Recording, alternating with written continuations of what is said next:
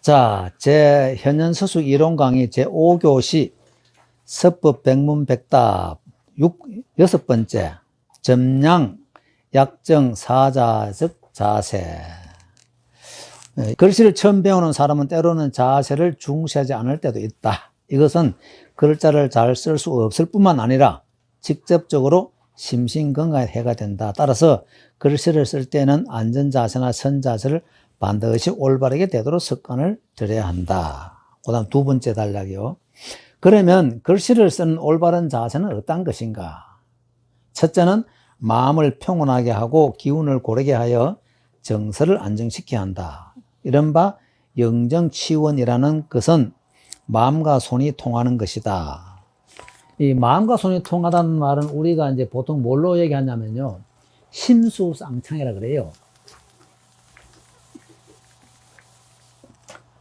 이 심수, 쌍창.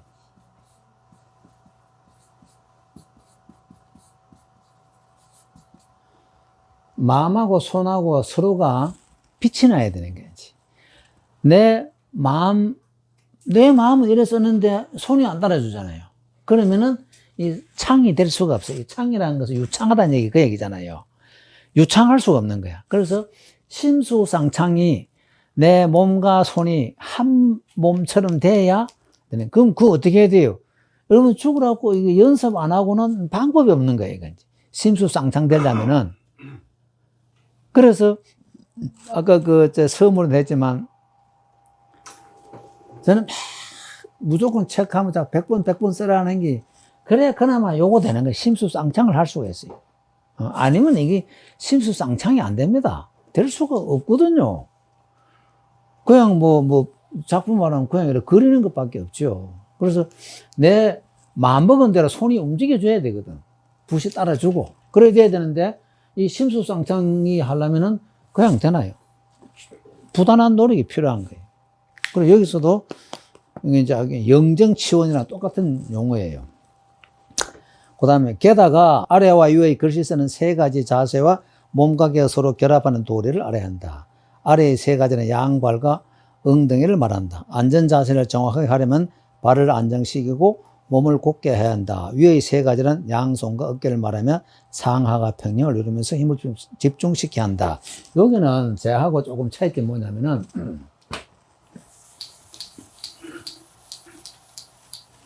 제가 맨날 강의할 때 이제 처음 할 때 삼실일이거든요.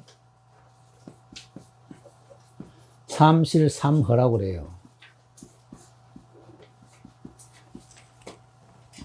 삼실삼허거든요. 첫째, 이제, 세 가지 실련 중에 첫째가 뭐냐면은, 양족. 이건 제 직업이다. 양발이고, 두 번째, 양족의 자수. 두 번째가 자수. 세 번째가 우지. 요거 삼실이고, 그 다음에 삼허는 1이 상신, 2번이 우수, 3번이 우장. 여기 제 이론이 뭐냐면은, 삼실에서 내가 우리 보통 이제 앉았을 때, 앉았으면은 양발이 지탱을 딱 해주고, 그 다음 자수, 왼손이 책상을 딱 짚어주고, 그 다음 우지, 오른쪽 손가락에 붓을 딱 잡는 걸 실이라 그래요. 저는 요거 삼실이라 그래요. 그 다음에 이제 삼허는 내가 양쪽이 딱 앉으면 상신이 자유로운 거예요. 그 허, 상실이고. 그 다음에 우수, 왼손을 책상을 실하게 잡으니까 오른손이 마음대로 움직일 수 있는 거 허라 그래요. 그 다음에 이제 우장이란 뭐냐면은 손바닥 안, 요래 붓을 딱 잡으면 우리 옛날 장풍 그러잖아요. 중국 영화 보면 장풍 할 때 여기서 쫙 나온다. 여기서 손 안이 텅 비어야 돼요. 그거를 저는 이제 삼실삼허라고 저는 이거는 제 이론이에요. 그래서 여기는 보면은, 첫째는 이제 세 가지 실한 게 양발, 앉으니까 엉덩이 앉잖아요. 그게 이제, 그걸 말하고, 그 다음에 이제 위에 세고, 그 다음에 이제 어깨고, 그 다음에 이게 이제 세 가지 실함이고, 그 다음에 이제 허함이 또 뒤에. 한 손은 자연스럽게 책상에 놓고 힘을 안배하여 붓을 잡은 손이 합리적으로 힘을 발휘할 수 있게 해야 된다. 이제 붓을 잡은 손이 합리적, 이게 허예요. 그렇지 않으면 붓을 잡은 손이 지탱을 할 수 없어 오랫동안 글씨를 쓸 수 없게 된다. 등과 어깨는 기가 운행되는 길이므로 붓을 종이에 대기 전에 입을 다물고 코로 숨을 쉬면서 아울러 의식적으로 기를 가라앉혀야 한다. 그런 연후에 천천히 기를 등으로부터 어깨를 거쳐 팔꿈치와 손에 이르게 하여 기공을 연마하듯이 자연스럽고 천천히 운편한다. 이것이 서예가들이 흔히 말하는 10손가락의 길을 통하여 붓끝에 집중시키는 도리이다. 자세히 말해서 글씨 쓰는 자세는 양발을 평행하게 하며 허벅지는 자연스럽게 약 한자 정도 벌리고 양무릎도 허벅지를 따라 자연스럽게 벌린다. 엉덩이는 의자에 반드시 앉아 허리는 곧게 펴고 가슴은 책상에서 2寸 정도 떨어지게 하고 머리는 약간 앞으로 굽히되 너무 낮게 굽혀서는 안 되며 책상에서 한자 정도 떨어지게 하는 것이 좋다. 오른손으로 붓을 잡고 목은 곱고 머리는 반듯하게 하며 시선은 책상 위에 법첩을 보고 있어야 한다. 주의할 점은 몸이 기울어지게 하지 말고 등이 구부러져서는 안 되며 머리를 책상 위에 가깝게 하여 글씨는 써서는 안 되며 책상 위에 엎드려서도 안 된다. 만약 등이 구부리거나 책상 위에 엎드리거나 기대는 좋지 않은 습관은 혈액순환이 잘 되지 않아 심신의 건강에 해롭다. 앉은 자세는 한 촌 정도, 한 촌은 것은 저겁니다. 한치. 한 촌이 3cm. 한 촌 정도 해서를 쓰는 것이 좀, 그러니까 해서 이제 앉은 자세는 한 3cm 정도 되는 글씨를 쓰면 좋다는 얘기예요. 좋으면 이 이상의 큰 글씨를 쓰려면 서서 쓰는 것이 좋다. 만약에 앉아서 큰 글씨를 쓰게 되면은 점과 핵이 착각을 일으킬 뿐만 아니라 심지어 글자의 형태도 변형되기 쉽다. 특히 작품을 할 때 앉아서 글씨를 쓰게 되면 전체의 균형을 볼 수 없어 혼연일체가 되기 어렵고 글자의 기운도 생동감 있게 표현하기 어렵다. 역대 서예가들은 큰 글자를 쓸 때 현안법의 자세로 작품을 하였다. 저하고 또 차이가 뭐냐면은 중국에는 필사의 목적이 있잖아요. 볼펜 나오기 전에 좀 붓으로 썼잖아요. 붓으로 쓰니까 큰 글 쓸 일이 없는 거예요. 요즘은 큰 글 쓰지, 중국은 큰 글 쓸 일이 없잖아요. 그 이제 작가들 되면 이제 뭐 작품한다 큰 글 쓰지, 일반 사람들은 전부 다 필사의 목적이거든요. 그러니까 3cm 이상 되는 글 쓸 일이 없어요. 그러니까 이런 건데, 지금 우리가 이제 저는 이제 그 호남 쪽에 가면은 글씨를 전부 다 땅바닥에 앉았습니다. 대부분.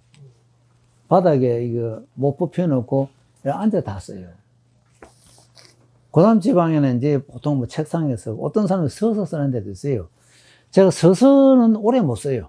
저도 서서 써봤는데, 쓰면은, 서서 쓰면 일단 이게 멀잖아요. 내가 이제 앉아 쓰는 것보다 이게 이제 책상하고 내가 시야가 멀잖아요. 그러니까 잘 보여요, 일단. 잘 보이는데, 서서 오래 못 써요. 이래 구부리고 이래 쓰다 보면요. 그래서, 요거는 이제 중국 사람 입장에서 얘기해요. 뭐, 좀 큰 걸 쓸 때 서서 쓰는 거는, 대자 쓸 때는 우리는 대자가 한자 이상을 대자라 하잖아요. 보통 그죠? 요런 거는 우리 막 10cm 이런 데는 그냥 대자에 안 속하고, 한자 쓸 때는 앉아서도 못 써요. 뭐 글이 보여야지. 그러니까 서서 써야 돼요. 서서 글씨 쓸 때는 두 발을 자연스럽게 땅에 디디고 몸은 자연스럽게 앞으로 기울이면 허리는 약간 구부리고 머리는 약간 숙이고 눈은 종이를 바라보고 왼손은 종이를 누르고 오른손은 붓을 잡는다. 이때 주의할 점은 두 발이 가지런히 하지 말고 앞뒤를 어긋나게 하면서 편안하게 하되 손은 책상을 긁듯이 잡아서는 안 된다. 이제 삼실에서 첫 번째 양쪽 발 두 개 여러분 글 쓸 때 나란히 아니고 어떻게 해야 되겠어요? 어느 발이 앞에 나가야 되겠어요? 왼발. 그 왼발이 나가야 돼. 왜? 오른손에 나오니까. 왼발이네. 그 다음에 발을 벌리지 말고 약간 오므려줘야 돼. 오므려주면 몸에 있는 기가 안 나가. 이래 벌리면 몸에 있는 기가 빠져요. 그래서 글 쓸 때는 이 발을 두 개를 하되 왼발을 약간 앞으로 내고 발을 약간 안쪽으로 모으는 게 좋습니다. 이상을 종합해 보면 앉은 자세나 선 자세를 획일적으로 강요할 수 없지만 다만 주요하게 생각한다면 심신의 건강에 영향을 주지 않는 것을 고려하고 편안하고 자연스럽게 하는 것이 좋다. 그래서, 이제 이 글씨 쓰는 자세잖아. 그죠? 그 다음에 아까 이제 현안법 나왔잖아요. 요거 이제, 요 뒤에 사진은 제가 찍은 거예요. 우리 서실 총무 모델에 제가 찍은 거예요. 요게 붙이는 법이에요. 지필법 해놨잖아요. 두 번째 용안이래잖아요. 그죠? 용안이 여기 이제 위에 동그랗게 되는 거. 중국 사람 대부분 다 봉안을 이래 써요. 이렇게. 중국 사람도 이렇게 많이 써요. 작은 걸 쓰니까 이렇게 많이 써요. 그래서 중국의 그 지필도 같은 데 보면 다 이래 나와요. 이러는데 용안법 위에 이래 둥글게 나오는 거 좋다. 그래, 이건 뭐 둥글게 하기 힘들어요. 어떤 조금 이런 상은 없는데 단지 이 손끝으로 일단 다 잡아야 돼, 붓을. 우리 우리 뭐 기체로 하는데 보통 이래도 하지만 이 손끝으로 많이 누르잖아요. 그래서 손끝으로 이래 잡는 게 좋습니다. 봉안이 여기 요래되면 여기 눈이 봉황색 눈처럼 생겼다가 봉안이에요. 근데 그건 이렇게 폈는데 예, 이렇게 펴져 있었죠. 이렇게. 예. 이게 봉안이고. 펴져서 예, 이게 봉안이고, 용안은 여기서 용눈이 동그랗잖아요. 봉황색 눈은 요래 좁아요. 봉화를 해도 큰 상관없습니다. 상관없는데 안 하면 좋습니다. 자꾸 이게 현안법은 매달릴 현자예요. 팔이 내가 매달려 있다는 얘기예요. 그게 현안법이고, 그 밑에 제완법이잖아요. 덜제자. 이 팔꿈치는 책상에 대는 거예요.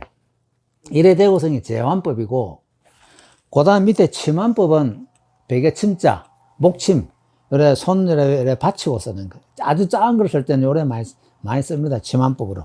예. 그게 침안법이고, 그래서 이 글씨 쓰는 것도 중요하고 자세도 참 중요합니다. 그래서 오늘 다음 또 우리 그 교재는 또 이제 뭐 현안법 다 나옵니다. 오늘 그때 또 제가 자세히 설명드릴게요. 그 다음 5손가락 또 힘주는 부위 다 틀려요. 5손가락 마디가 붓대에 힘주는 거다 다 틀리고 있거든요. 그거는 제가 다음에 설명드릴 텐데 오늘은 우선 자세가 어떤 것인가 여기에 대해서 일단은 쭉 말씀드렸고요. 혹시 뭐 질문 있으면 질문해 보세요. 23년 이하 그 그림을 보면 예. 어떤 거는 그 붓의 중간을 잡은 게 있는데 대개는 아주 밑에 내려 잡아서 어색한데. 거기 뭐냐면요. 우리 일반적으로 붓은 제일 붙잡는 게 좋은 거는 기준은 이 끝과 끝 중간을 일단 제일 좋아해요. 좋고, 행선은 위로 잡는 게 좋고, 초선은 더 위로 좋아요. 이게 행선은 위로 가야, 그 다음에 이제 전서 같은 거 아래에 잡으면 좋아요. 전서는 핵 하나하나 세밀하잖아요. 근데 행서 초소로 올라가면은 위로 잡으면은 글이 조금 분방해져요. 글씨가. 그래서 꼭 기준이라보다는 그냥 편한 대로 하는데 우선은 요 끝과 끝 중앙을 잡는 게 제일 좋고, 그래서 본을 쓰다 보면 행서 같은 경우는 위로 잡으면 참 편합니다. 근데 위로 잡으면 필력을 키워요. 필력은 내가 붓대를 다루는 힘을 키우거든요. 그래서, 내 필력 키워보면 위로 하는 게 참 좋습니다. 위로 잡고 쓰면 참 좋아요. 그러면 어려워. 어려운데 필력은 많이 얻어요. 그 다음 또 다른 질문 있나요? 없으면 오늘 강의는 이것으로 마치겠습니다.